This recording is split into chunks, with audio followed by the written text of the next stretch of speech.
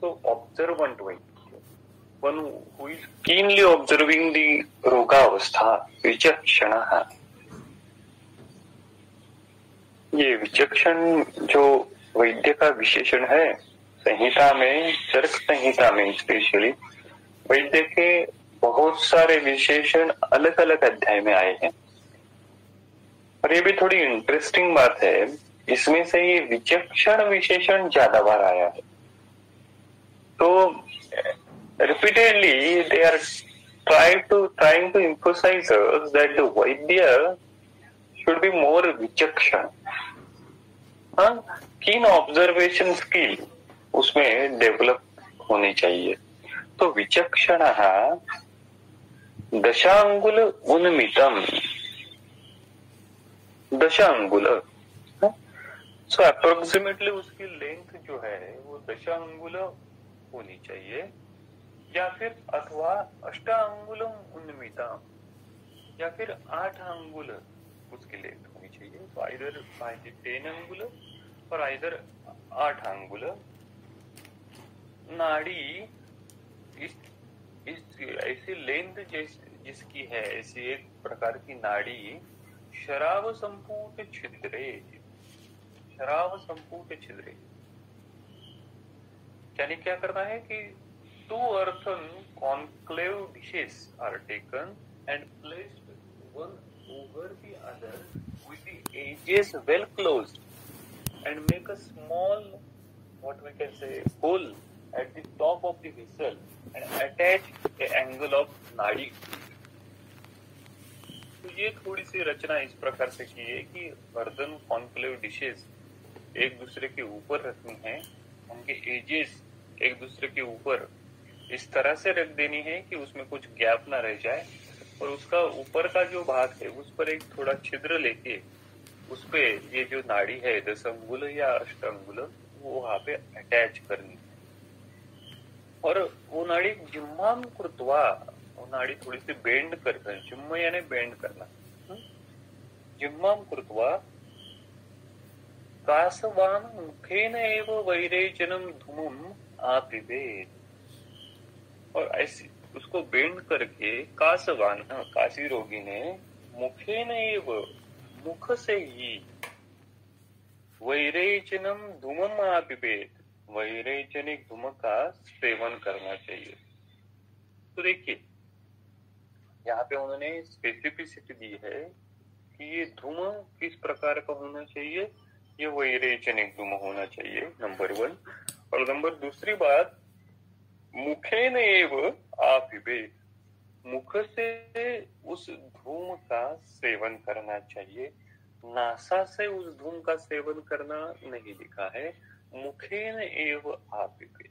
Okay, आगे उन्होंने लिखा है ऐसा करने के बाद मुखेन एव आपिबेत, ऐसा अगर रुग्ण करता है तो उसके बाद केवलम उर प्राप्तम, तो अगर वो धूम जो है वो केवल मुख से आपिबेत ऐसा होने के बाद केवलम उरम प्राप्तम, तो उस धूम से जब उसकी उरक प्रदेश, जब उसका चेस्ट रीजन पूरा धूम से भरा है ऐसा लगता है, केवलम उरक प्राप्तम, तो क्या करना है, तम, उस रुग्ण को, तम पुनः मुखेन एव उद्वमेत, उसी धूम को पुनश्च मुख से बाहर निकालना है. तो देखिए नासा का रोल यहाँ पे नहीं है, यहाँ मुख से धूम लेना है, मुख से धूम बाहर निकालना है. और वो धूम कितनी मात्रा में लेना है, वो इतनी मात्रा में लेना है कि पूरा उसका चेस्ट रीजन जो है, पूरा उसके लंग्स जो है, पूरा उसका उरक प्रदेश जो है वो केवल और केवल धूम से भरा है एट द ऑप्टिमम लेवल. ऐसा उसको लगना चाहिए. ऐसा जब उसको लगेगा तो फिर से वो मुखम उद्वमित, मुख से ही वो बाहर निकालना है. सही तैक्षण्यात, वो धूम जो है वो तैक्ष्ण होने के कारण, तीक्ष्ण गुण का होने के कारण, अस्य अस्य यानी रोगस्य उरसी स्थितम श्लेष्माणम विच्छिन्य। तो वो धूम जो है वो तीक्ष्ण होने के कारण उरसी स्थित श्लेष्माणम विच्छिन्य, जो श्लेष्म संघात उर प्रदेश में है उसको तोड़कर, उसके छोटे छोटे टुकड़े कर कर विच्छिन्य निष्कृष्य, निष्कृष्य यानी बाहर निकालना। तो वो धूम जो है वो अपनी तीक्ष्णता के कारण श्लेष्मा के छोटे छोटे पार्टिकल, श्लेष्मा के छोटे छोटे बॉन्ड जो है वो ब्रेक कर देता है और फिर उस श्लेष्मा को शरीर के बाहर निष्कृष्य निकालता है। और ऐसा करने से वात श्लेष्म समुद्भवम कासम शमये। तो वात श्लेष्मज श्लेष्मा में, वात श्लेष्म कास में ये जो धूमपान है वो ज्यादा यूजफुल है। कहने का तात्पर्य है जो पित्तानुबंधी कंडीशन रहती है तो उसमें धूमपान नहीं करना चाहिए। तो सोल इंडिकेशन इज वात कपच अवस्था। तो ऐसा उन्होंने धूमपान की प्रशस्ति और धूमपान किस प्रकार से करना है ये विधि लिखने के बाद फिर प्रैक्टिकली हम कौन से धूम यूज कर सकते हैं, तो वो विभिन्न धूमों का वर्णन फिर उन्होंने आगे किया। देखिए श्लोक क्रमांक 69-70 में मनशीलादि धूम करके एक धूम है। तो ये तो जैसा हमने पिछली बार भी कहा था कि जो विभिन्न प्रकार की लेह कल्पनाएं हैं उसका एक प्रकार के आप टेबुलर फॉर्म कर सकते हैं और उसका अध्ययन कर सकते हैं। उसी प्रकार से शास्त्र में आए हुए विभिन्न प्रकार के जो धूम है वो धूम का भी आप संकलन एक साथ कर सकते हो और उनका प्रिपरेशन अवस्था के अनुसार आप कर सकते हो।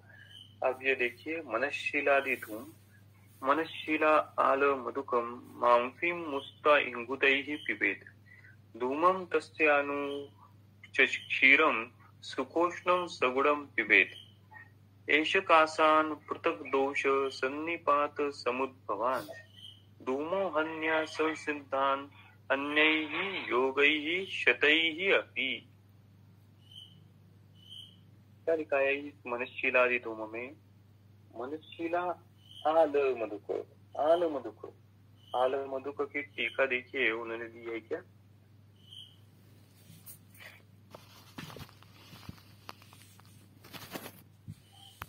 आल मधुक यानी जिसको हम हड़ताल कहते हैं, आल मधुक यानी हड़ताल है। फिर मनशीला आल मधुक मासी मुस्ता इंगुदैहि, इंगुदैहि, इंगुदैहि यानी आल जो है वो हड़ताल का क्रिया है। इंगुदैहि यानी पुत्रंजीवक जिसको हम कहते हैं वो धूमम पिबेत, यानी ये जो मनशीलादि धूम है उसमें देखिए मनशीला, हड़ताल, यष्टि, जटामांसी, मुस्ता और पुत्रंजीवक ये द्रव्य लेने हैं, इनका धूम करना है। धूमम पिबेत तस्य अनुच। और देखिए केवल धूमपान का विधि नहीं बताया, उसके बाद क्या करना है वो भी बताया। तस्य अनुच उसके बाद सगुणम सुकोष्णम क्षीरम पिबेत, सगुणम सुकोष्णम क्षीरम। तो क्षीर जो है सुकोष्ण करके वो गुड़ के साथ पीना चाहिए। ऐसा क्यों करना चाहिए? क्योंकि शायद इसमें जो द्रव्य यूज किए हैं मनशीला, हड़ताल, ये ज्यादा तीक्ष्ण है। तो उत्तर प्रदेश के स्रोतसों में क्षत होने की, वहां पे उनकी स्रोतसों की लाइनिंग जो है वो ब्रेक होने की, इस तीक्ष्णता का उस स्रोतस पे इम्पैक्ट होने की ज्यादा संभावना है। तो इसलिए ऐसा न हो, इसलिए ये धूमपान कंप्लीट होने के बाद सगुण सुकोष्णम क्षीरम पिबेत एष धूम, एष हा जो धूम है वो पृथक दोष सन्निपात समुद्भवान, अन्य पृथक दोष सन्निपात, अन्य दोषों से सन्निपात निर्मित जो कांस है उसमें उत्पन्न अन्य ही योगशतै ही अपि असंसिद्धान। देखिए क्या लिखा है उन्होंने, अन्य ही योगशतै ही अपि, दूसरे जो 100 योग है इनसे भी असंसिद्धान, इनसे भी न उपशमित हो गया है, जो न प्रशमित हुआ है, ऐसे कासान हन्यात। तो ये मनःशीलादि धूमक की प्रशस्ति उन्होंने किस प्रकार से लिखी है कि अन्य कासहर 100 कल्प एक बाजू और ये मनःशीलादि धूम जो है वो एक तरफ। तो इसी प्रकार से अन्य 100 कल्पों से भी जो कंडीशन में उपशय नहीं मिला है, ऐसी कंडीशन में आपको ये मनःशीलादि धूम जो है वो रिलीफ देगा। तो ये हम प्रिपेयर करके रख सकते हैं, द्रव्य ज्यादा नहीं है, तो ये मनःशीलादि। तो फिर ये हम सोच सकते हैं कि इस प्रकार का वर्णन उन्होंने क्यों किया, अन्य ही योगशतै ही अपि असंसिद्धान। तो ये आचार्यों की वर्णन करने की एक शैली है, इसको अर्थवाद कहते हैं। अर्थवाद ये मीमांसों ने लाई हुई कंसेप्ट है कि it's some sort of what we can say advertisement. तो एक एडवर्टाइजमेंट करने की ये कोशिश है। अगर अर्थवाद नहीं करेंगे तो उसके ऊपर ज्यादा ध्यान नहीं जाएगा। अभी मनःशीलादि धूम के ऊपर ज्यादा ध्यान क्यों जा रहा है, क्योंकि ये लाइन जो है अन्य ही योग शतै ही अपि असंसिद्धान, तो इससे उसकी थोड़ी सी क्या बोलते हैं उसको, उसका कैचीनेस, उसका महत्व ज्यादा वैद्य वर्ग के ऊपर पड़े, इसलिए इसी प्रकार के अर्थवाद का प्रयोग यहाँ पे किया है। आगे देखिए इसी संदर्भ में मनःशीलादि धूम के श्लोक नंबर 71-72 में उन्होंने वर्णन की है, प्रपौंडरिकम मधुकम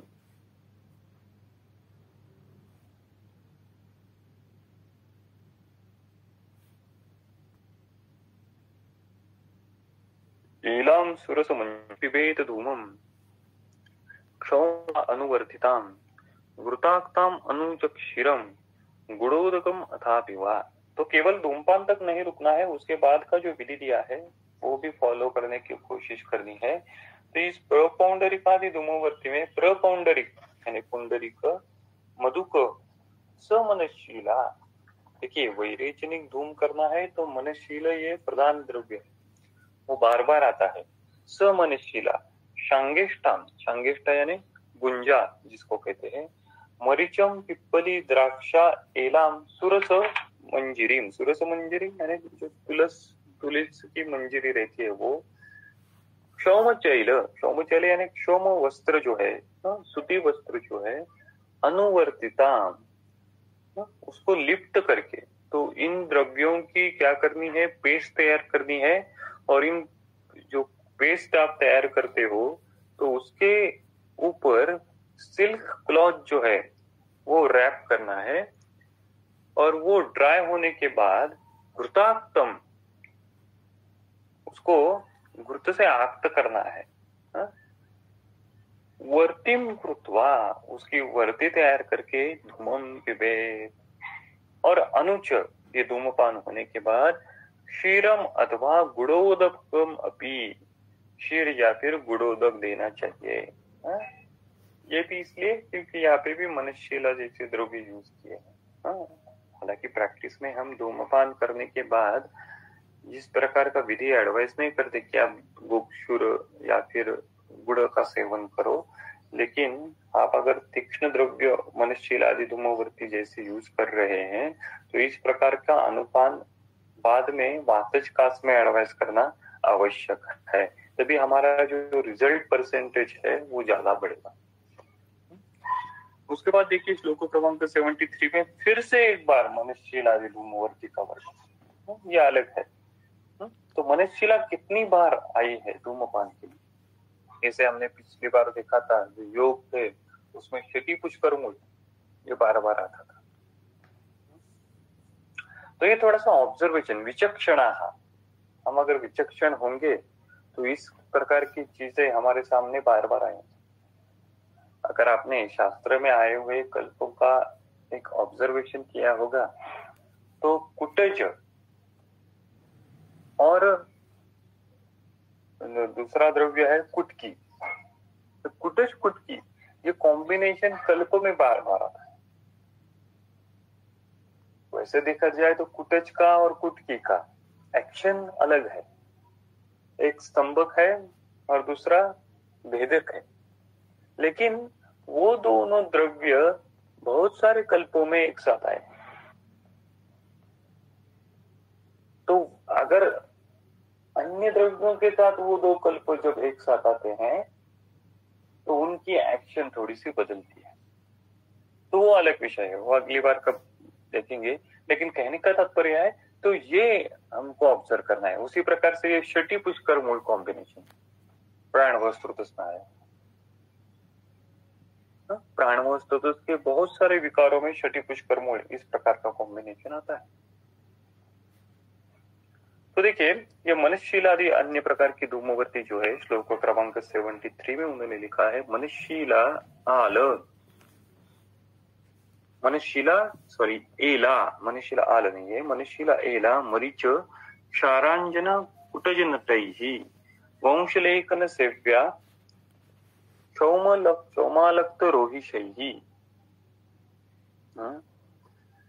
क्या लिखा उन्होंने, मनुष्यशीला एला मरीच क्षार, क्षार यानी यवक्षार, अंजन, अंजन यानी रसांजन, कूटनटैहि, कूटनटैहि यानी तगर जिसको कहते हैं वो, वंशलेखन सेव्य आल यानी हरताल जो है, क्षौम यानी अलसी जिसको कहते हैं, लकटक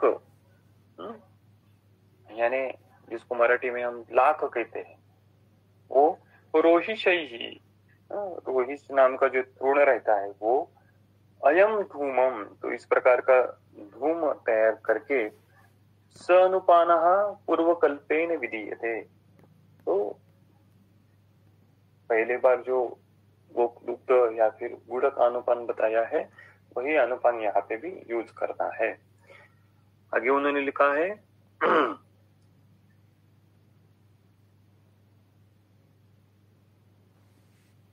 तद्वत मनशीला, मनशीला आले तद्वच पिप्पली नागरैः सह, उसी प्रकार से मनशीला आले पिप्पली नागरैः सह।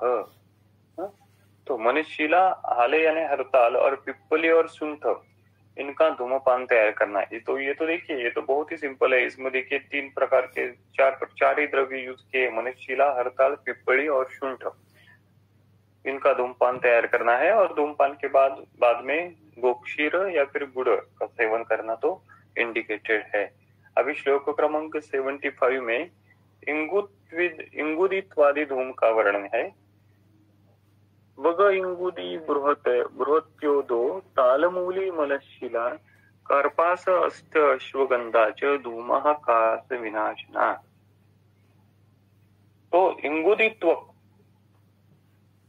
बृहत्योदो, बृहत्यो यानी 2 प्रकार की कंटकारी, तालमूली, तालमूली यानी कृष्ण मुसड़ी जिसको कहते हैं वो, मनशीला, तो देखिए मनशीला फिर से आती है, कार्पास अस्थि, कार्पास अस्थि यानी कपास का बीज जो रहता है वो, अश्वगंधा च, और अश्वगंधा धूमः कास विनाशना। तो ये जो कास विनाशक ये धूम है ये भी इंगुदित्वादि धूम का वर्णन उन्होंने किया। आगे देखिए श्लोक क्रमांक 76 में ग्राम्य अनुपाउदकैः शालीयव गोधूम षष्टिकान् रसैः माशा आत्मगुप्तानां यूषैः वा भोजयेत् हितान्। तो आहार के संदर्भ में यूष का प्रयोग उन्होंने लिखा है, हितान् शालीयव गोधूम षष्टिकान् ग्राम्य अनुपाउदकैः रसैः माशा आत्मगुप्तानां यूषैः वा भोजयेत्। तो इस वातज कास में आहार किस प्रकार का होना चाहिए? शालीषष्ठी का आहार होना चाहिए, गोधूम यव का आहार होना चाहिए। जो मांस रस लेते हैं उनमें जंगल मांस रस का प्रयोग नहीं, अनुप औदकई, हाँ, और अनुप मांस रस का प्रयोग वहां पे होना चाहिए। और माश आत्मगुप्ता नाम युषय ही, और उड़ीद और कपिकच्छु इनका यूष इस वातज खास के कंडीशन में आप रुग्ण को दे सकते हो। फिर आगे श्लोक क्रमांक 77 और 78 में यवानी पिप्पली बिल्व मध्य नागर चित्रकैः रास्ना अजाजी पृथक पर्णी पलाश शटी पौष्करैः स्निग्धाम्ल लवणाम सिद्धाम पेयाम अनिलजे पिबेद कटिरुत पार्श्व कोष्ठार्थी श्वास हिक्का प्रणाशिना। तो अनिलजे वातज खास में क्या करना है? यवानी अजमोदा, यवानी यानी अजमोद, पिप्पली, बिल्व मध्य, बिल्व की जो मज्जा है, नागर चित्र कई रसना अजाजी, अजाजी यानी जीरक, पृथक पर्णी पलाश शटी पौष्करे सिद्धम। तो इन प्रकार के द्रव्यों से सिद्ध किया हुआ स्निग्ध अम्ल लवणान, और उसमें थोड़ा सा अम्ल रस और लवण रस स्निग्ध ऐड करके उस प्रकार की अगर आप पेया तैयार करते हो तो वो पेया कटिरुत पार्श्व कोष्ठार्थी श्वास हिक्का प्रणाशिना। तो whenever the वातज का रुग्ण अगर रहता है तो उसमें सार्वदेहिक वात प्रकोप के लक्षण तो दिखेंगे। तो इसमें अगर सार्वदेहिक वात प्रकोप में कटिशूल, रुतशूल, पार्श्वशूल, श्वास, इस प्रकार के अगर लक्षण रहते हैं तो उस रुग्ण में आहार की योजना करते समय ये जो हमने यवानी पेया का उल्लेख किया है तो उस यवानी पेया का प्रयोग वहां पे करना चाहिए। तो देखिए आइडियल हमारा प्रिस्क्रिप्शन किस प्रकार से होना चाहिए। हम तो वातज्ञ या फिर कहें कि काश हर कल्प तो लिख देते हैं, ये प्रकार के कल्प आप ले लो। उसी प्रकार से हम रुग्ण को पथ्य भी बताते हैं कि ये चीजें करो, ये मत करो। उसी प्रकार से पंचकर्म भी एडवाइस करते हैं, ये कर्म करो, या फिर ये धूमपान का विधि है, ये नस्य का विधि है, वो करो। लेकिन सबसे इम्पोर्टेंट चीज जो प्रैक्टिकली हमारे प्रिस्क्रिप्शन से या फिर हमारे कंसल्टेशन से मिस हो जाती है और जिसको एम्फसाइज हम इतना ज्यादा मात्रा में नहीं देते, वो है कि रुग्ण का आहार सुसंस्कृत कैसे करना है। तो आपने शमन कल्पों के साथ अगर हम और एक पूड़ी तैयार करके देते हैं और रुग्ण को कहते हैं कि इससे आप पेया बनाओ, इससे आप चावल पकाते समय उसमें डाल दो, इसमें आप जो रोटी बनाते समय उसमें ही ये पूड़ी ऐड कर दो, तो इस प्रकार से एक पूड़ी उसकी आहार सुसंस्कृत करने के लिए अगर हम देते हैं तो वो फिर क्या कहें उसको कि वो होलिस्टिक ट्रीटमेंट हो जाएगी। क्योंकि आचार्यों का कहना भी वही है, शास्त्र का भी तर्क उसी प्रकार से है कि रुग्ण का आहार भी औषधियों से सुसंस्कृत होना चाहिए। तो वो फास्ट रिजल्ट देने वाला होगा, वो जल्दी रिजल्ट देगा, वो प्रिसाइज रिजल्ट देगा, कम मात्रा में दवाई ज्यादा काम करेगी। तो इसलिए रुग्ण का आहार भी सुसंस्कृत करना चाहिए। तो इस पे ज्यादा फोकस। तो देखिए हमारे पास प्रमेह के रुग्ण आते हैं, तो प्रमेह रुग्ण का आहार हम अपने द्रव्यों से किस प्रकार से सुसंस्कृत कर सकते हैं। या फिर हमारे पास कुष्ठ का रुग्ण आता है, तो कुष्ठ के रुग्ण के लिए हम अपनी औषधि द्रव्य की पूरी किस प्रकार से उसकी योजना कर सकते हैं कि ये आप उससे पेया बना के लो या फिर यूष बना के लो।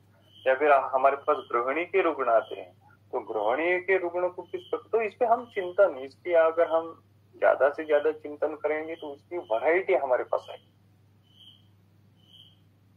तो ये अपेक्षा यही है कि अनिलचे कासे वातज कास में ये यवानी आदि जो पेया है वो पेया का प्रयोग करना है। और केवल एक पेया की प्रशस्ति में उन्होंने लिखा कटिशूल, रुतशूल, कोष्ठार्थी। तो नहीं तो क्या होता है, वातज का रुग्ण अगली बार जब कटिशूल लेके आपके पास आएगा तो आप उसके लिए अभ्यंग का तेल कुछ तो लिख देंगे या फिर अन्य कोई कल्प उसके लिए लिख देंगे, तो कल्प बढ़ेगा या फिर एक कर्म बढ़ेगा, तो वो टाइम कंज्यूमिंग भी ज्यादा है, वो ज्यादा इकोनॉमिक दृष्टिकोण से भी ज्यादा खर्चे वाला होगा। लेकिन ये पेया अगर आप प्रयोग करते हैं वो रुग्ण के लिए भी इजी है, प्रिस्क्राइब करने के लिए भी इजी है, और ये विन विन सिचुएशन है आहार में अगर आप औषधियों का प्रयोग करते हैं तो। इसी संदर्भ में आगे श्लोक क्रमांक 79-80 में वो कहते हैं, दशमूल रसे तद्वत् पंचकोल गुणान्वितां सिद्धां समतिलां दद्यात् क्षीरे वापि ससेन्दवां मत्स्य कौक्कूटवाराहै आमिषैव घृतान्वितं सिद्धां ससेन्दवां पेयां वातकासी पिबेत नरः। तद्वत् उसी प्रकार से दशमूल रसे सिद्धां, दशमूल के क्वाथ में सिद्ध किया हुआ पंचकोल गुड़ अन्विता, और पंचकोल गुड़, पंचकोल और उसके साथ गुड़ मिक्स किया हुआ दद्यात। तो उसी प्रकार से पेया में क्या करना है, पेया में दशमूल क्वाथ पंचकोल और गुड़ मिक्स करके वो एक अन्य प्रकार की पेया आप दे सकते हैं। तो देखिए ये दूसरा ऑप्शन हुआ, पहला यवान्यदि पेया ये पहला ऑप्शन, वो भी आपके पास अवेलेबल नहीं है, चलो दशमूल रसे सिद्धां पंचकोल गुड़ इस प्रकार का आप दे सकते हो। या फिर अन्य क्या, समतिलाम, समतिलाम, समतिलाम की टीका देखिए चक्रपाणी जी ने क्या लिखा है समतिलाम के बारे में। समतिलामिति समतिल तंडूल साधिता, तो पेय तैयार करनी है ना आपको, तो समतिलाम लो, यानी क्या, तिल और तंडुल ये सम मात्रा में इक्वल क्वांटिटी में लेना है और उससे पेय तैयार करनी है। और समतिलाम क्षीरे वा अपि, वो दूध में सिद्ध करनी है। समतिल लेके तिल और तंडुल समान मात्रा में लेके वो दूध में सिद्ध करने हैं, और ससेंधवाम पेया, उसमें थोड़ा सा सेंधव ऐड करके वो जो पेया है वो रुग्ण को पानार्थ देना है। या फिर अगर रुग्ण नॉन वेजिटेरियन है तो उसको मत्स्य कूटवाराहै आमिषैवा सिद्धां घृतान्वितां ससेंधवां पेयां वातकासी नरः पिबेत।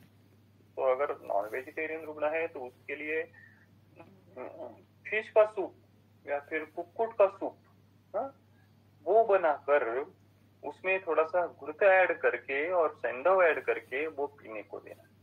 तो देखिए इस प्रकार से वेजिटेरियन लोगों का प्रोटोकॉल किस प्रकार से होगा, नॉन वेजिटेरियन रुग्ण है तो नॉन वेजिटेरियन रुग्ण का प्रोटोकॉल किस प्रकार से होगा, तो इसका वर्णन उन्होंने किया है। और इसी प्रकार का वर्णन हर एक अध्याय में हम क्या करते हैं, उसको बहुत ही कैजुअली लेते हैं।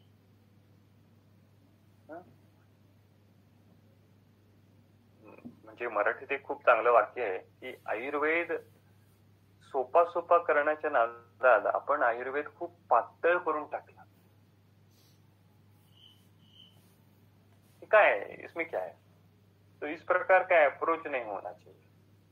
तो ये आहार के संदर्भ में उन्होंने पेया का वर्णन किया है। इसी संदर्भ में आगे देखिए श्लोक क्रमांक 81-82 में, वास्तुको वायसी शाकम मूलकम सुनिषण्णकम स्नेहा तैलादयो भक्षा शिर इक्षु रसगौडिकाः दद्यारनाल अम्लफल प्रसन्नपानमेव च शिष्यते वातकासेतु स्वादु अम्ल लवणानि च इति वातकास चिकित्सा। तो वातकास में क्या करना है, वातकासेतु वास्तुक, वास्तुक यानी चाकवत की भाजी जो है, या फिर वायसी शाक, वायसी शाक यानी काकमाची, मूलकम सुनिषण्णकम तैलाद्याः स्नेहा क्षीर इक्षुरसा गौडिकाः भक्षाः।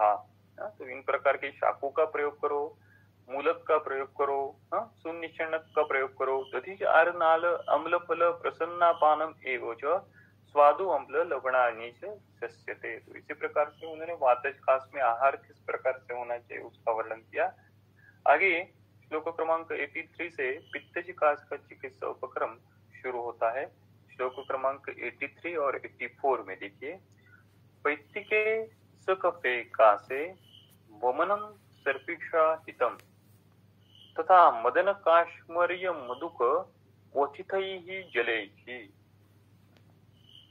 यष्टाव फलकल्कैवा विदारी इक्षुरसायुतैः ऋतदोषः तथा शीतम मधुरम च क्रमम भजेत्।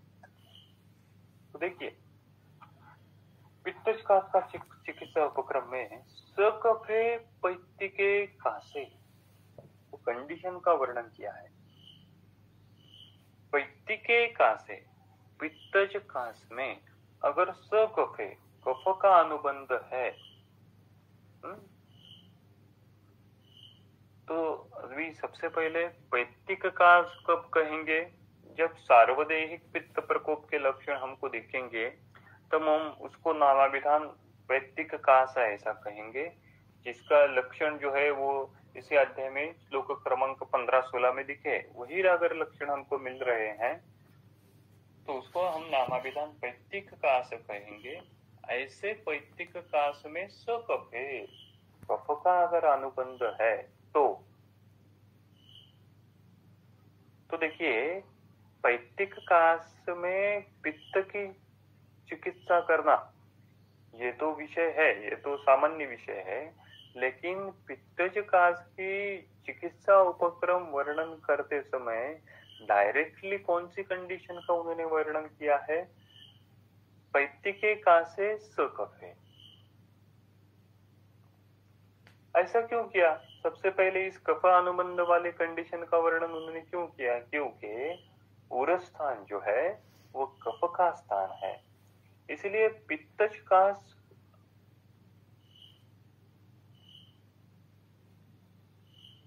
कास है, फिर भी उसमें कफ की इन्वॉल्वमेंट होने वाली है।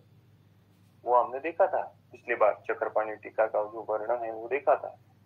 इसीलिए ये अगर पित्तज कास भी है तो उसमें कफ का अनुबंध है, तो ऐसे कफानुबंधी पित्तज कास में क्या करना चाहिए? देखिए उन्होंने क्या लिखा, सर्पिषा तथा मदन काश्मर्य मधुक क्वचितैः। तो इस एक प्रकार का ये उन्होंने एक वामक योग यहाँ पे दिया है, मदन काश्मर्य मधुक क्वचितैः सर्पिषा। तो मदन काश्मर्य यष्टि इनका क्वाथ विथ घृत, ये एक प्रकार का वामक योग हो गया। या फिर विदारी इक्षुरस आयुतैः, आयुतैः यानी युक्त, विदारी इक्षुरस युक्त यष्टाव फलकल्कैवा वमनम हितम, या फिर यष्टि और मदन फल का कल्क। तो विदारी इक्षुरस के पाथ में यष्टि और मदन फल का कल्क ऐड करके वो पीना चाहिए, वमनम हितम, वो ओमनार्थ देना चाहिए। तो देखिए, जब जब पैत्तिक कास में कफ का अनुबंध रहता है तो वहां पे वमन करना चाहिए, तो वो वमन किन द्रव्यों के साथ करना चाहिए उनकी भी स्पेसिफिसिटी, उसी प्रकार के वामक योग यहाँ पे दिए है। दो योग उन्होंने यहाँ पे दिए है। सबसे पहला मदन काश्मीरी यष्टि का क्वाथ, उसमें गुर्द ऐड करके वो दे दो, या फिर विदारी युक्षुरस क्वाथ में उसमें यष्टि और मदन फल का कल्क ऐड करके वो दे दो। तो यहाँ पे एक सवाल उत्पन्न हो सकता है कि चलो हमारे पास पैत्तिक कास में कफानुबंधी कंडीशन उत्पन्न होकर रुग्ण आ गया और हमने उसको यष्टि मधु फांट दिया, वामक योग दिया, या फिर और अन्य प्रकार से सेंधु जल से वमन किया, या फिर वेखंड का काढ़ा करके वो दे दिया, या फिर अन्य कोई वामक योग रुग्ण को यूज कर दिया, तो क्या होगा? वमन तो होगा ही। हाँ, डेफिनेटली वहां पे भी वमन होगा, लेकिन आचार्यों ने उस कंडीशन के अनुसार योग लिखे हैं। अगर पैत्तिक कास में कफानुबंध है तो अगर आप ये दो योग यूज करेंगे तो आपका जो क्या कहते हैं उसको शोधन का जो सक्सेस है, वमन जिस प्रकार से अच्छी भली भांति होना चाहिए वो उसी प्रकार से होगा। अन्य योगों से भी शोधन होगा, नो डाउट, लेकिन ये जो शोधन होगा इन द्रव्यों के साथ वो ज्यादा प्रिसाइज होगा, ज्यादा अच्छी प्रकार से होगा, ज्यादा मात्रा में दोष वहां पे निकल लेंगे। तो इसीलिए ये भी थोड़ा अध्ययन का विषय होना चाहिए, ये भी थोड़ा चिंतन का विषय होना चाहिए कि शास्त्र में विभिन्न प्रकार के वामक योग अलग अलग कंडीशन में कौन कौन से आए हैं। जैसे कुष्ठ में आया है वामक योग, ज्वर में आया है वामक योग, अभी काश में आ गया, फिर श्वास में आएगा। तो हर एक अध्याय में उसी उसी कंडीशन के अनुसार वामक योग डिफरेंट डिफरेंट आए हैं। तो उन अगर वामक योग का भी हम टेबुलर फॉर्म तैयार करके अपने पास रखेंगे तो प्रैक्टिस करते समय अगर वो स्पेसिफिक कंडीशन हम डायग्नोज करते हैं पैत्ती के कासे स कफे, तो बुद्धि हमारी चलित नहीं हो जाएंगी कि ऐसी अवस्था में फिर हमको क्या करना है। तो as per the advice of the Acharya Charaka पैत्ती के सकपे कासे वो मदन फलाली क्वाथ सगुरुत के साथ रुग्ण को अखंड पान करके देना है और वपन करवाना। तो आगे देखिए, ऋतु दोष तथा शीतम मधुरम क्रमम भजे, और दोषों का शोधन होने के बाद शीतम मधुरम क्रमम भजेत। शीतम मधुरम इसलिए है क्योंकि मूल दोष जो है वो पैत्तिक कास की अवस्था है। आगे अगर कफ का स्वरूप बदल जाता है पैत्तिक कास में तो किस प्रकार की चिकित्सा करनी है। श्लोक क्रमांक 85 में, पैत्ते तनु कफे कासे तीव्रता मधुरै युताम दद्यात् घन कफे तिक्तई विरेकार्थम युता विषम। तो देखिए, विषक तनु कफे, तनु कफे यानी कफ अगर द्रवता प्रदान है, द्रव ज्यादा है, तनु कफे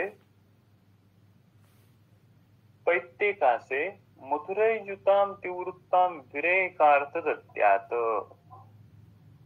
तो अगर कफ द्रव गुण से ज्यादा मात्रा में बढ़ता है, ऐसी अवस्था में, ऐसी पित्तज कास की अवस्था में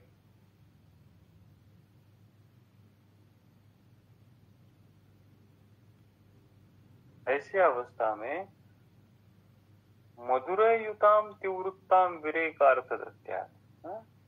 तो मधुर द्रव्यों से सिद्ध किया हुआ तीव्रत विरेचन के लिए देना है। तो देखिए यहाँ पे कर्म बदल गया। सबसे पहले उन्होंने क्या कहा था, पैत्तिके कासे स कफे वमन देना है, ओके। अभी उन्होंने क्या कहा, अगर वही कफ तनु कफे है, द्रवता प्रदान है, तो ऐसी अवस्था में तनु कफ पित्तज कास में एसोसिएटेड जब होता है तब मधुर द्रव युक्त तीव्रत यानी विरेचन कर्म करवाना है। तो यहाँ पे मधुर द्रव्य युक्त ऐसा क्यों लिखा उन्होंने, मधुर तो कफवर्धन करने वाला है, यहाँ पे मधुर ही ऐसा शब्द यूज किया है, तो ये अनेक वचन है। तो मधुर रसात्मक अन्य भी द्रव्य आप यूज कर सकते हो, जैसे द्राक्षा, काश्मरीय, इसी प्रकार से। वो मधुर द्रव्य किस लिए है, वो पित्तग्न है इसीलिए। और तनुकप की अवस्था है तो उस तनुकप की अवस्था में आपको विरेचन करवाना है। तीव्रताम, वो मधुर द्रव्य या फिर द्राक्षा, यष्टि और तीव्रत, इनका प्रयोग आप करो। काश्मरीय, तीव्रत, इनका प्रयोग आप करो। आगे उन्होंने और एक कंडीशन लिखी, देखिए ये आपके चिंतन के लिए विषय है। तो फिर तनुकप में आप विरेचन ही क्यों करो, ऐसे कंडीशन में आपने वमन किया तो क्या होगा। और दूसरी बड़ी बात, आपको ये तनुकप अवस्था है ये कैसे पता चलेगी, इतना प्रिसाइज डायग्नोसिस आपका कब होगा कि ये पित्तज कास है पहली अवस्था, ओके, उस पित्तज कास में कफ का अनुबंध है ये दूसरी अवस्था, ओके। अब तीसरी प्रिसाइज अवस्था क्या, ये पित्तज कास में ये जो कफ है वो तनु है। इतना प्रिसाइज डायग्नोसिस वैद्य किस प्रकार से करता है, वो अगर डायग्नोस करेगा तभी तो वो तीव्रता मधुर द्रव्यों के साथ प्रयोग करेगा। तो कहने की बात है, इस प्रकार का प्रिसाइज डायग्नोसिस वैद्य इस पित्तचिकास की सतनु कफा अवस्था वो किस प्रकार से डायग्नोस कर सकता है। और दूसरी बात, ऐसी अवस्था अगर रुग्ण वैद्य डायग्नोस करता है तो उसमें विरेचनी क्यों देने का, उसमें मोमन क्यों नहीं दे सकते? मोमन दिया तो क्या होगा?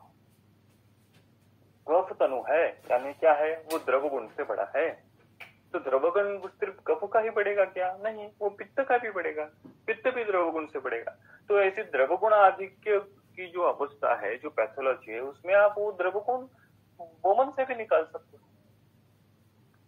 ऐसा क्यों नहीं करते? इस पे थोड़ा आप चिंतन कीजिए, नहीं तो अगली बार इसका उत्तर देखेंगे।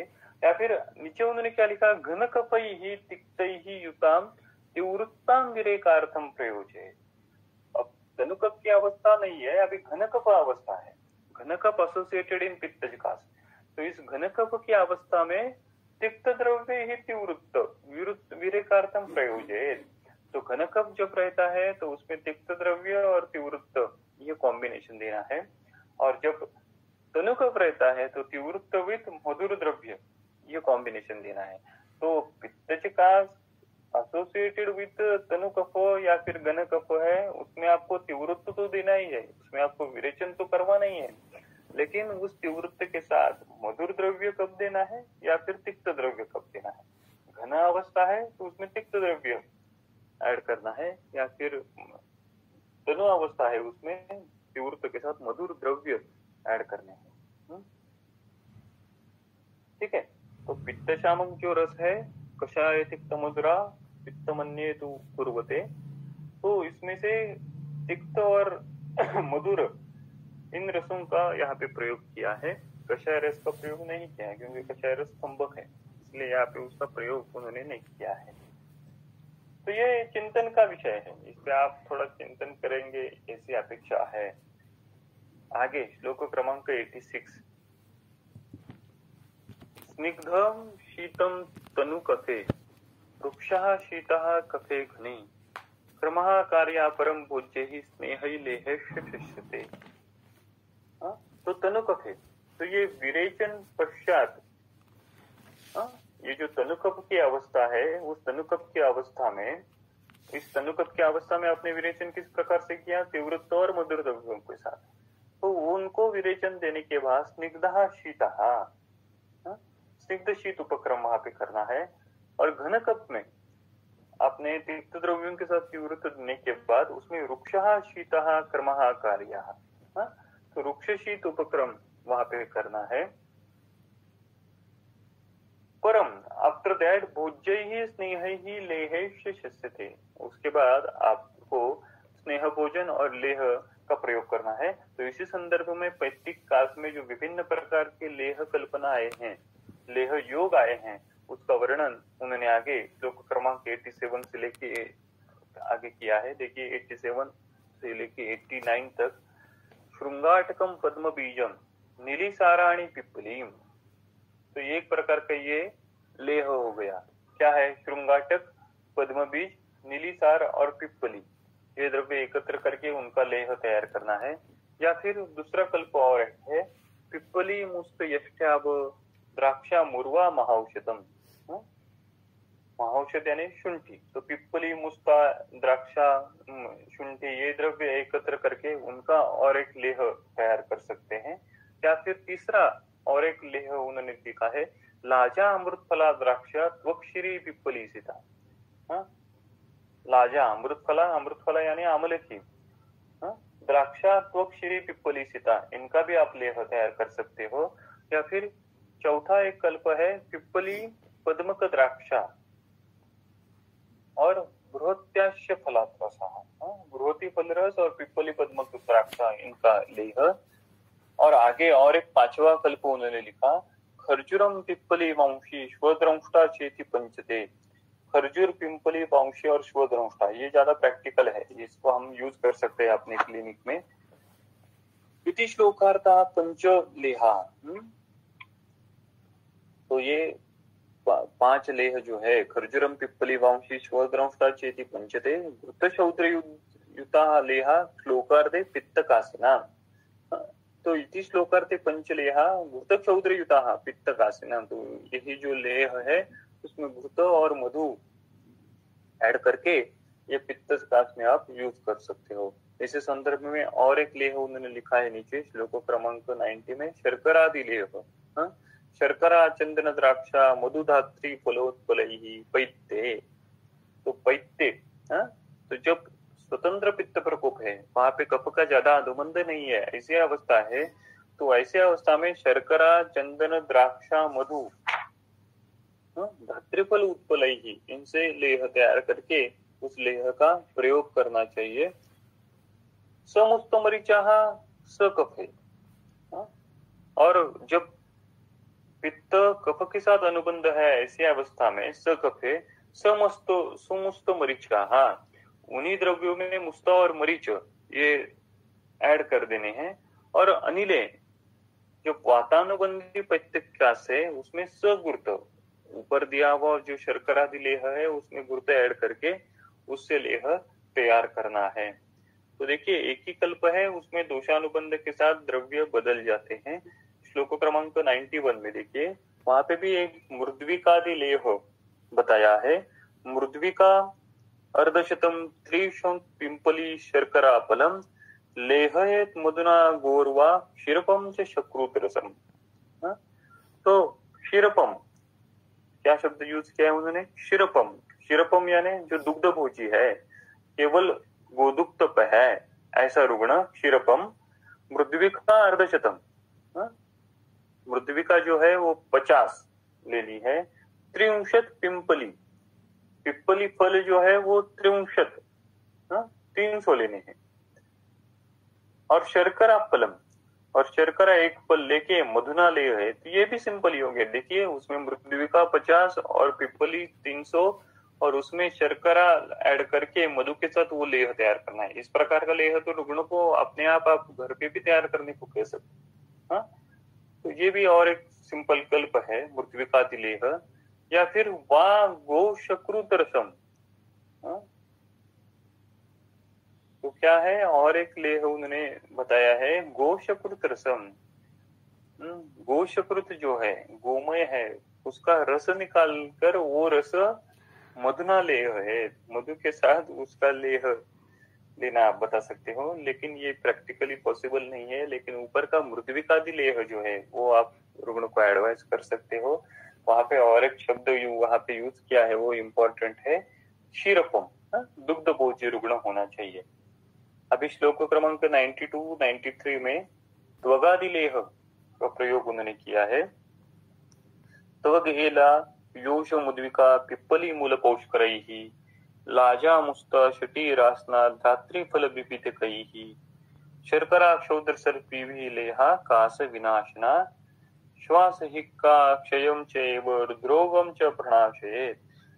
तो ये जो त्वगादि लेह है उसमें त्वगेला योष मुद्विका पिप्पली मूल पौष्करैहि लाजा मुस्ता शटी रासना धात्री फल विपित शर्करा, इनका प्रयोग। द्रव्य भी ज्यादा रेयर नहीं है, अवेलेबल द्रव्य है। इसमें क्षौद्र सर्पी भी ही लेह और मधु और सर्पी से वो लेह तैयार करके वो देखिए कास के साथ भी, पित्तश कास के साथ भी हिक्का क्षय रुद्रोग पित्तानुबंधी अन्य जो अवस्था है उन सभी अवस्थाओं में ये त्वगादि लेह उपयुक्त है।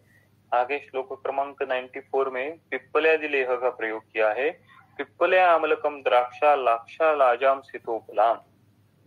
तो पिप्पली आमलकम द्राक्षा लाक्षा लाजा और सीतोपलाम ये द्रव्य एक साथ लेने हैं। और क्षीरे पक्वा घनम शीतम लिया क्षौद्र अष्टभागिकम।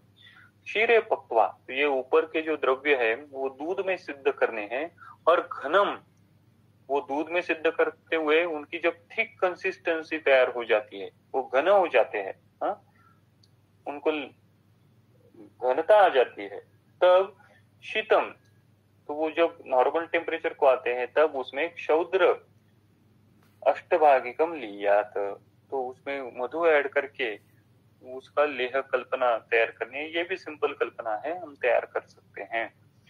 आगे इसी श्लोक में उन्होंने श्लोक क्रमांक 95 में लिखा, विदारी इक्षु मृणालानाम रसानाम क्षीरम शीतोपलाम पिबेद्वा मधु संयुक्तम पित्तकासहरम पिबम परम। तो विदारी इक्षु मृणालान रसान, क्षीरम शीतोपलाम, तो दूध, शीतोपला, विदारी, इक्षु और इनका प्रयोग मधु संयुक्तम पिबेत, मधु के साथ प्रयोग करके ये लेह जो है वो लेह क्या लिखा उन्होंने, परम पित्त का सहरम, ये परम पित्त का सहर है, ऐसा उन्होंने विदारी आदि लेह के संदर्भ में लिखा। तो ये विषय अभी कंक्लूड करते समय देखिए उन्होंने क्या लिखा है श्लोक क्रमांक 96 में, मधुरैः जांगलैः रसैः श्यामाक यवकोद्रवाः मुद्गादियुषैः शाकस्य तिक्तकैः मात्रया हिता। तो पित्तकास में अन्नपान किस प्रकार से होना चाहिए, मधुरैः जांगलैः रसैः मुद्गादियुषैः तिक्तशाकैः मात्रया श्यामाक यवकोद्रवाः हिताः। तो इस प्रकार का एडवाइस उन्होंने अन्नपान के संदर्भ में किया है। अभी श्लोक क्रमांक 97 में देखिए और एक अलग कंडीशन का वर्णन उन्होंने करना शुरू कर दिया है। घन श्लेष्मणि लेहास्तु तिक्तका मधु संयुता शालयाः सुतनुकफे षष्टिकाश्य रसादिभिः। तो देखिए क्या लिखा है उन्होंने, घन श्लेष्मणि, जब घन श्लेष्म अवस्था रहती है तो उसमें मधु संयुता तिक्तका लेहा, लेह हमने विभिन्न प्रकार के बताए, उसमें भी अगर घन श्लेष्म अवस्था है उसमें तिक्त द्रव्यों से कल्पित जो लेह है वो मधु के साथ उसका प्रयोग करना चाहिए। और तनुकफेच, और जब तनुकप अवस्था रहती है तो उसमें रसादि भी यानी मांस रस के साथ वहां पे कौन से द्रव्यों का उपयोग करना चाहिए वो उन्होंने लिखा, षष्टिका शालया। तो षष्टिक का प्रयोग मांस रस के साथ तनुकप में करना चाहिए। तो घनश्लेष्म अवस्था में आहार में तिक्तलेह मधु के साथ और तनुकप की अवस्था में मांस रस के साथ शास्त्रिक शाली का प्रयोग वहां पे करना चाहिए। श्लोक क्रमांक 98 में वो लिखते हैं, शर्कराम्बो अनुपानार्थम द्राक्षी क्षुणाम रसापयाः सर्वं च मधुरम शीतम अविदाहि प्रशस्यते। तो इसी पित्तकास में क्या करना चाहिए कि अनुपानार्थम, अनुपान के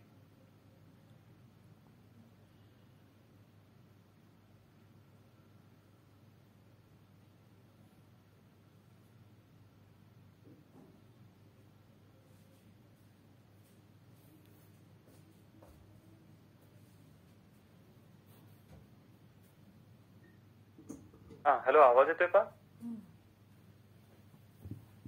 आता येतोय। Yes sir. तो अनुपानार्थम शर्कराम्बः, तो शक्कर का पानी, द्राक्षा इक्षुणाम रसः, द्राक्षा और इक्षु रस, पयाः दूध, सर्वत्र मधुरम शीतम अविदाहि च प्रशस्यते। तो पित्तकास में अनुपान किस प्रकार से होना चाहिए। और एक ये विषय है जो हर बार आता है कि उस अवस्था में जलपान जो करना है वो किस प्रकार से करे, तो वो सुसंस्कृत किन द्रव्यों के साथ करके दे। जैसे शोथ का रुग्ण है तो वहां पे विषय आया पंचमूली श्रुते जले, पंचमूल से सिद्ध किया हुआ जो पानी है वो शोथ के रुग्ण को जलपान के लिए देना चाहिए। या फिर अभी यहाँ पे विषय आया है कि यहाँ पे कैसा है कि पित्तकास में तो शर्करा अम्बा इस प्रकार से, तो ये भी विषय है आपके चिंतन के लिए। हर एक अवस्था में जलपान रुग्ण का किन किन द्रव्यों से सुसंस्कृत करके हम दे सकते हैं। ज्वर का है, षडंग पानी है, रक्त पित्त का है तो उसमें किस प्रकार दे सकते हैं। पांडु का रुग्ण है तो उसमें हम जल किस प्रकार से सिद्ध करके दे सकते हैं। रुद्रोग के संदर्भ में है सुवर्ण सिद्ध जल देना। तो इसी प्रकार से स्पेसिफिक एडवाइस हम अगर हम देते हैं तो वो भी ज्यादा रिजल्ट ओरिएंटेड होगी। तो आगे उन्होंने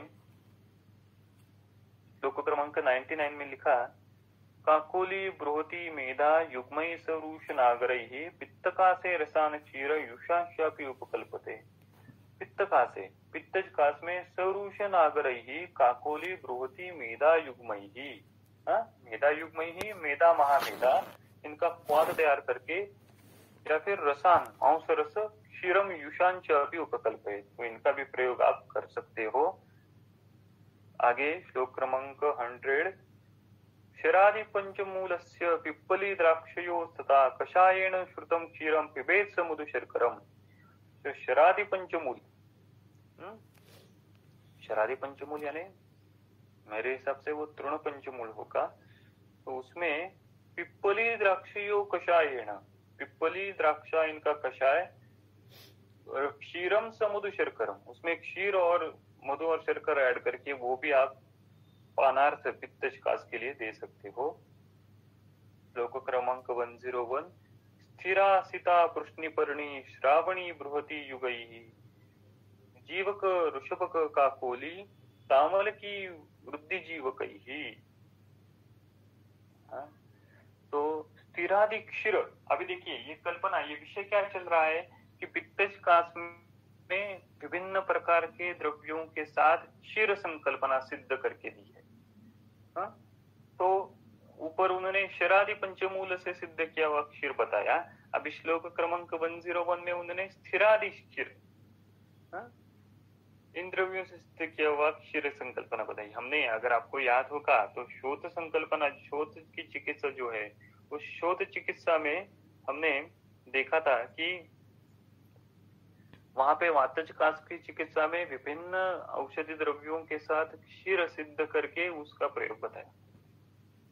ज्वर में भी ये विषय आया है, जीर्ण ज्वर में जो पयपान है तो वो भी विभिन्न द्रव्यों के साथ सिद्ध करके देना है। इसी संदर्भ में इस पित्तशकास में देखिए दुग्ध जो है वो विभिन्न द्रव्यों के साथ सिद्ध करके उन्होंने बताया है। स्थिरादिक्षरा स्थिरा सीता पृष्णिपर्णी श्रावणी बृहति युगैः जीवक ऋषभक काकोली तामल की, तो जीवनीय गण के द्रव्य है ज्यादातर। तामल की वृद्धि जीवकैः श्रुतम पयाः, तो ये जो पय है, ये सिद्ध क्षीर जो है वो काशी, आगे उन्होंने लिखा श्रुतम पयाः पिबेत काशी ज्वरी दाही क्षतक्षयी तज्जम वा सायते सर्पी सक्षीर इक्षुरसम पिबेत विषक। तो ये जो सिद्ध क्षीर है वो ज्वरी दाही क्षतक्षयी पिबेत, तो इसमें आप प्रयोग कर सकते हो। आगे भिषक तज्जम, ऊपर जो वर्णन किया हुआ स्थिरादिक क्षीर है उससे ही निर्मित सर्पी घृत का, या फिर सक्षीरम इक्षुरसम साधये, सक्षीर और इक्षुरस, ये भी प्रयोग आप कर सकते हो। आगे उन्होंने लिखा जीवकाद्य मधुरकैः फलैश्च अभिषुकादिभिः कल्कैः त्रिकार्षिकैः सिद्धे पूतशिते प्रदापये। आगे उन्होंने लिखा जीवकाद्य मधुरकैः अभिषुकादिभिः फलैः, तो जीवकादि फल, मधुर द्रव्यों के फल, और अभिषुकादि भी यानी जिसको हम अभी कहते हैं पिस्ता, इसको, ये सब फल त्रिकार्षिक ही, ये 3 कर्ष लेके इनका कल्प दूध में सिद्ध करना है। तो ये और एक कल्प है। और फिर क्या करना है, पूतशित ही, वो छानकर वो जब नॉर्मल टेम्परेचर को आ जाता है तब उसमें शर्करा पिप्पली चूर्णम त्वक्षीरिया मरीचस्य च श्रृंगाटकस्य च आवाप्य, इनको ऐड करके शौद्रगर्भान, तो उसमें मधु ऐड करके गोधूम चूर्णे न बलोन्मिता, उसमें गाय का गोधूम चूर्ण जो है वो 4 तोला ऐड करके गुड़ान कृत्वा, गुड़ ऐड करके हिताशन शुक्र अश्रुप दोष शोषेशु कासे क्षीणशतेषु च खादे। तो देखिए, तो ये जो योग उन्होंने बताया इसमें क्या है कि जीवक, मधुरक, पिस्ता, जीवनीय गणों के द्रव्य, मधुर द्रव्यों के गण के द्रव्य, ये सब जितने आपको अवेलेबल होते हैं वो सभी द्रव्य आप ले लो, उनका कल्प तैयार कर दो, वो कल्प दूध के साथ सिद्ध कर दो। फिर वो दूध जब नॉर्मल टेम्परेचर को आ जाए तब उसको छान लो। जब वो छान लेने के बाद उसमें पिप्पली, त्वक्षीरा, मरीच से इत्यादि द्रव्य ऐड करके, गुड़ और मधु ऐड करके वो सिद्ध जो क्षीर होता है वो आप पानार्थ ले लो, ये शुक्र असुरुक दोष शोषेषु कासे क्षीण क्षतेषु च खादे। तो ऐसी विभिन्न अवस्थाओं में यह कल्प उपयुक्त है। आगे श्लोक क्रमांक 106, शर्करा नागर उदिच्य कंटकारी शटी समम इष्ट्वा रसम पिबेत पूतम वस्त्रेण घृतमुज्जितम। तो शर्करा नागर उदिच्य, उदिच्य यानी सुगंध बाळा, कंटकारी शटीम समम पिष्टवा, तो ये समान मात्रा में लेके उसको पिष्ट करना है, और रसम वस्त्रेण घृतम मूर्छितम पिबेत, और इसका जो रस है वो वस्त्रकाल करके वो घृत के साथ मिक्स करके मूर्छितम उसका सेवन करना है। तो ये भी और एक योग हो गया। आगे श्लोक क्रमांक 107 में महेश अजा अवि गोक्षीर धात्री फलरसैः समैः सर्पिः सिद्धम पिबेत युक्ता पित्तकास निवारणम। तो समय ही सम प्रमाण में महेशी अजा अवि गोक्षीर धात्री फल रसैः, तो सम प्रमाण में महेश क्षीर, अजा क्षीर, अवि क्षीर, गोक्षीर और धात्री फल रस, ये सिद्ध करके पित्तकास निबर्हणम सर्पी युक्त्या पिबेत।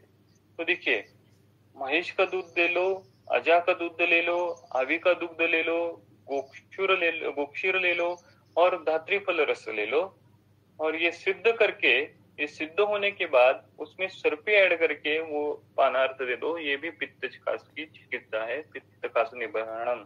तो पित्तकास के संदर्भ में ये विभिन्न प्रकार के ले आए हैं, और उसके साथ पित्तकास में दुग्ध जो है वो विभिन्न द्रव्यों के साथ सिद्ध करके लेने को जो कहा है, ये दुग्ध कल्पना की भी प्रशस्ति उन्होंने यहाँ पे बताई है। तो इससे आगे हम यहाँ पे भी रुकेंगे। इससे आगे का जो विषय है, जो श्लेष्म कास की चिकित्सा है और फिर क्षतज और क्षयज कास की चिकित्सा है, वो विषय जो है वो हम अगली बार लेंगे।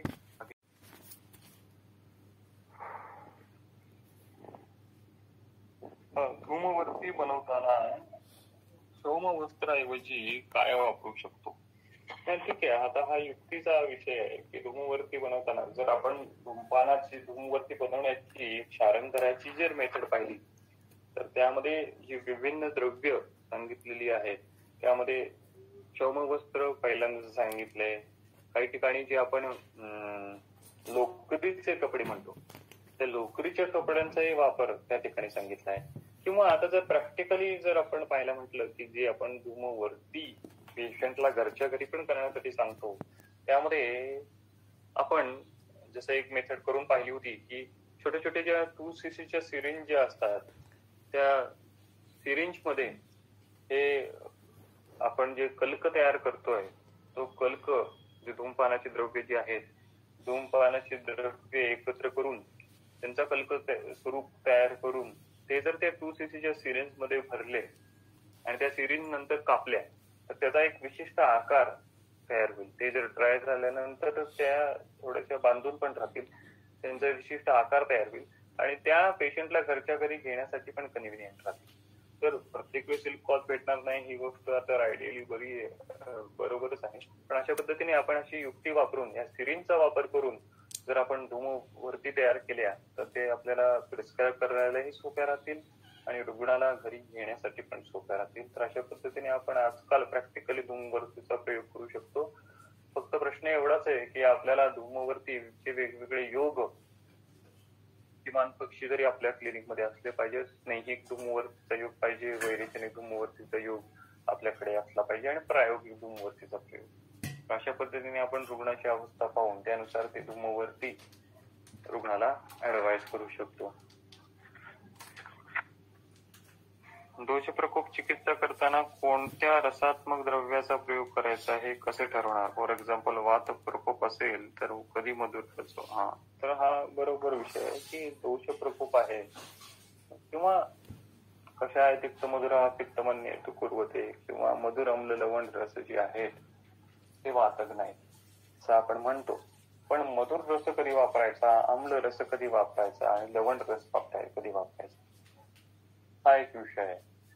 तर जनरली जेव्हा वायूच्या संदर्भातच विषय आपण विचारात घेऊ की वायू जेव्हा धातुक्षयाने प्रकोपित झालेला, साक्षात धातुक्षयाने प्रकोपित झालेला वायू म्हणजे बघा, आपल्याला जर लक्षात असेल किंवा आपण आता यापुढे वातव्याधी हा अध्याय झाल्यानंतर वातव्याधीचाच अध्याय घ्यायचा विचार करतोय की त्यामध्ये आपण पाहू की वातव्याधी 3 प्रकारचे आहेत किंवा वातप्रकोप हा 3 प्रकारचा आहे. एक कोणता आहे? पहिली अवस्था आहे ती म्हणजे धातुक्षयजन्य अवस्था.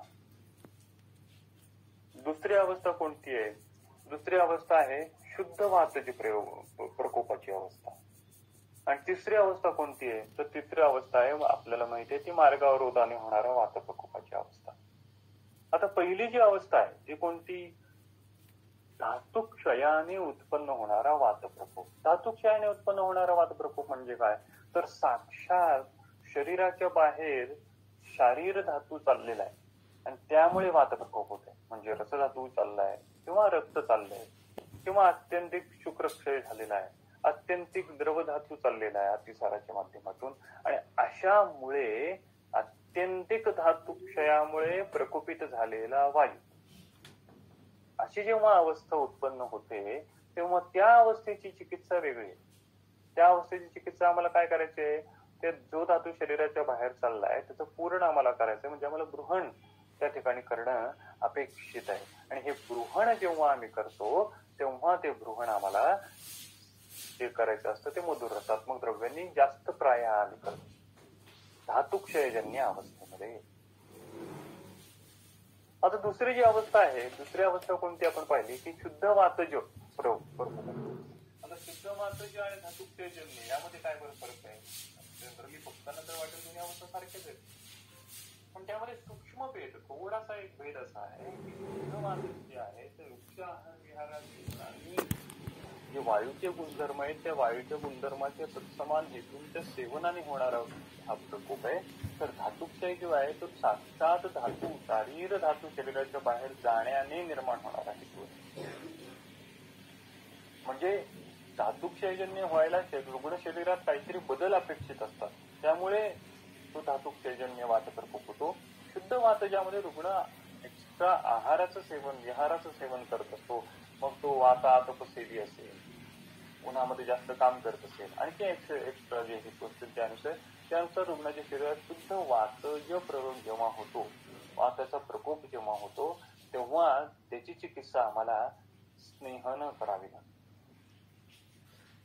निरुपस्तंभित वातव्याधी चिकित्सा पहिल्यांदा स्नेहन आहे. बघा, स्नेहन आणि बृहण बघताना तर दोन्ही सारखेच वाटतील, पण त्यामध्ये थोडासा सूक्ष्म भेद येतो.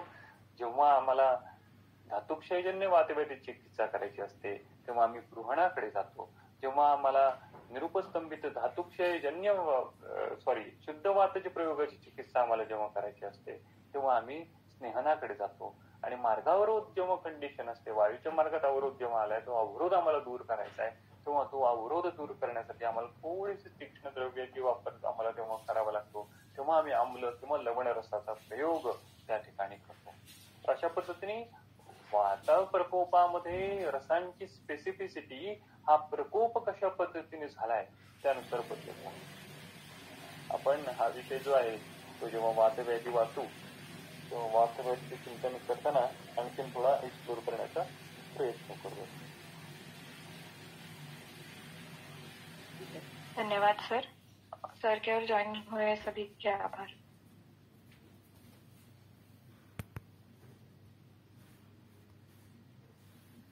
This conference is no longer being recorded.